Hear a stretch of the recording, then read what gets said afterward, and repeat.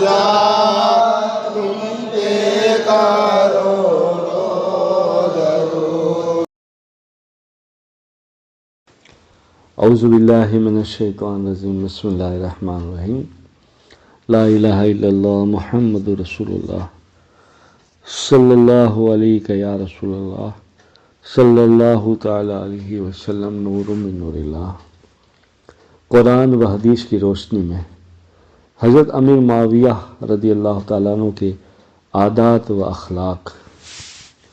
حضرت امیر معاویہ رضی اللہ تعالیٰ عنہ اطاعت رسول و عشق نبوی اور خشیت باری تعالیٰ کی زندہ تصویر تھے۔ حلم و بردار باری کا یہ حال تھا کہ مخالفین سخت کلامی سے پیش آتے مگر آپ ہنسی میں ٹال دیتے۔ حضرت قبیصہ بن جابر رضی اللہ تعالیٰ عنہ کہتے ہیں کہ میں نے حضرت معاویہ رضی اللہ تعالیٰ عنہ سے بڑھ کر کسی کو نرم مزاج نہیں پایا۔ بسا اوقات برا بھلا کہنے والوں کو انعام و اکرام سے نوازتے اور فرماتے جو مزہ مجھے غصہ پی جانے میں ملتا ہے وہ کسی چیز میں نہیں ملتا۔ عشق رسول کی بنا پر وہ آپ صلی اللہ علیہ وسلم کے بال اور ناخون حفاظت سے رکھے ہوئے تھے، جن کے بارے میں وفات سے پہلے وصیت فرمائے کہ حضور پاک صلی اللہ علیہ وسلم کے بال اور ناخن مرنے کے بعد میری آنکھ، کان اور ناک میں رکھ دے، اللہ کے حوالے کر دینا، اور حضور پاک صلی اللہ علیہ وسلم کی چادر مجھے کفن دے دینا۔ اطاعت رسول اللہ صلی اللہ علیہ وسلم کا یہ حال تھا کہ ابو مریم ازدی سے یہ حدیث سنی، جس شخص کو اللہ نے مسلمانوں پر امیر مقرر کیا، پھر اس نے ان کے اور اپنے درمیان پردے حائل کر لیے تو اللہ تعالیٰ اس کے اور اپنے درمیان پردے حائل کر دے گا۔ یہ حدیث سنتے ہی آپ نے لوگوں کی حاجتیں اپنے سامنے پیش کرنے کے لیے ایک نمائندہ مقرر کر دیا۔ ان کی صادقی کا یہ حال تھا، یہ عالم تھا کہ دمشق کے بازار میں پیبند لگی ہوئی قمیض پہن کر چکر لگاتے اور دمشق کی جامع مسجد میں پیبند لگے کپڑے پہن کر خطبہ دیتے۔ غرض علم و فضل کا یہ سورج دمشق میں 22 رجب سن 60 ہجری میں ہمیشہ کے لیے غروب ہو گیا، یعنی آپ نے وفات پائی۔ اللہ کی قدرت۔ اللہ تعالیٰ نے آسمان پیدا کر کے 4 CMY کے رنگوں سے معین کیا، لیکن جب ان رنگوں میں سے ایک کا اثر زیادہ اور دوسرے کا کم ہو جاتا ہے تو تیسرا رنگ پیدا ہوتا ہے۔ الغرض رنگوں کی کمی زیادتی سے آسمان کبھی کبھی نیلا، کبھی پیلا تو کبھی لال اور نہ جانے کیسے کیسے رنگوں میں خود بخود خوبصورت نظر آتا ہے۔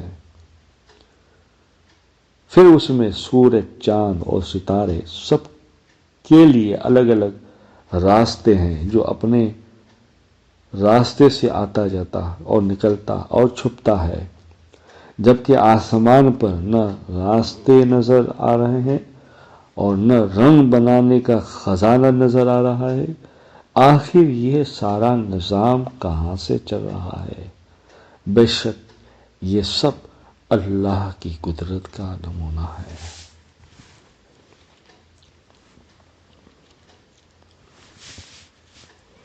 قرآن میں اللہ تعالیٰ فرماتا ہے، اے ایمان والو، جمعہ کے دن جب جمعہ کی نماز کے لیے اذان دی جائے تو سب کے سب اللہ کی طرف دوڑ پڑو اور خرید و فروخت چھوڑ دو، یہ تمہارے لیے بہتر ہے اگر تم جانتے ہو۔ قرآن پاک سورہ جمعہ آیت نمبر 9۔ فائدہ: جمعہ کی اذان سننے کے بعد فوراً جمعہ کے لیے نکلنے کی تیاری کرنا اور دنیاوی کام کاج چھوڑ دینا ضروری ہے۔ حضرت اسود رضی اللہ تعالیٰ عنہ بیان کرتے ہیں کہ میں نے حضرت امہات المومنین ماں عائشہ صدیقہ رضی اللہ تعالیٰ عنہ سے حضور پاک صلی اللہ علیہ وسلم کی رات کی نماز کے بارے میں پوچھا تو فرمایا، شروع رات میں سو جاتے اور آخر شب میں بیدار ہوتے اور نماز پڑھتے، پھر واپس بستر پر تشریف لے جاتے، اور جب اذان ہوتی تو آپ رضی اللہ تعالیٰ عنہ آپ صلی اللہ علیہ وسلم بستر سے اٹھتے اور غسل کی حاجت ہوتی تو غسل فرماتے، ورنہ وضو کر کے مسجد چلے جاتے۔ کتاب بخاری شریف حدیث پاک 1146، روایت امہات المومنین ماں عائشہ صدیقہ رضی اللہ تعالیٰ عنہ۔ رسول اللہ صلی اللہ علیہ وسلم نے فرمایا، اللہ کے راستے میں جو خرچ کرے گا اس سے 700 گنا ثواب ملے گا۔ کتاب مستدرک حکیم حدیث پاک 2441، روایت خریم بن فاتق رضی اللہ تعالیٰ عنہ۔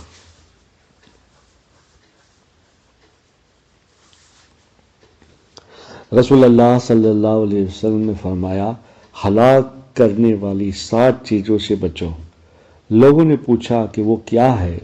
رسول اللہ صلی اللہ علیہ وسلم نے فرمایا، شرک کرنا، جادو کرنا، ناحق قتل کرنا، سود کھانا، یتیم کا مال کھانا، اسلامی جنگ میں پیٹ پھیر کر بھاگ جانا، پاک دامن عورتوں پر تہمت لگانا۔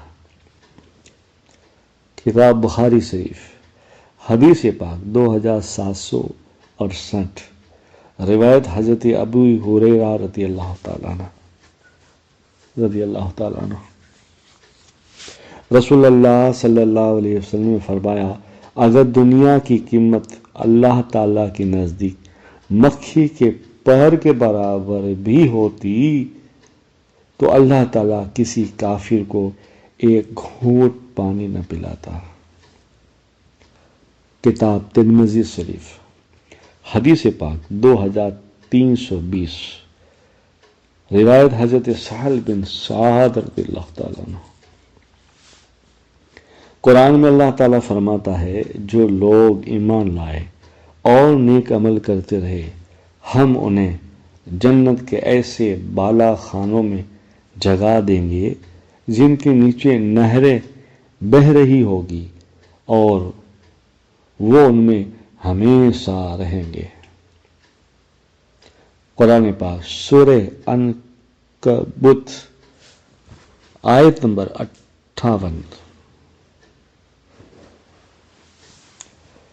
حضرت عثمان بن عفان رضی اللہ تعالیٰ عنہ فرماتے ہیں کہ ایک شخص حالت احرام میں جس کی آنکھوں میں تکلیف تھی تو رسول اللہ صلی اللہ علیہ وسلم نے آنکھوں پر ایلوے کا یعنی ایلو ویرا کا لیپ لگانے کو کہا۔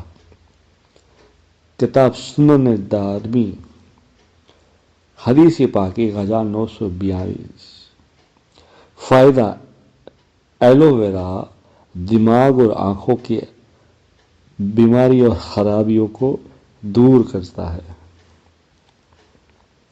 قرآن میں اللہ تعالیٰ فرماتا ہے، اے ایمان والو، تم اللہ اور اس کے رسول کے حقوق کی ادائیگی میں خیانت اور کمی نہ کیا کرو اور آپس کی امانتوں میں خیانت نہ کیا کرو، حالانکہ تم اس کے نقصان کو جانتے ہو۔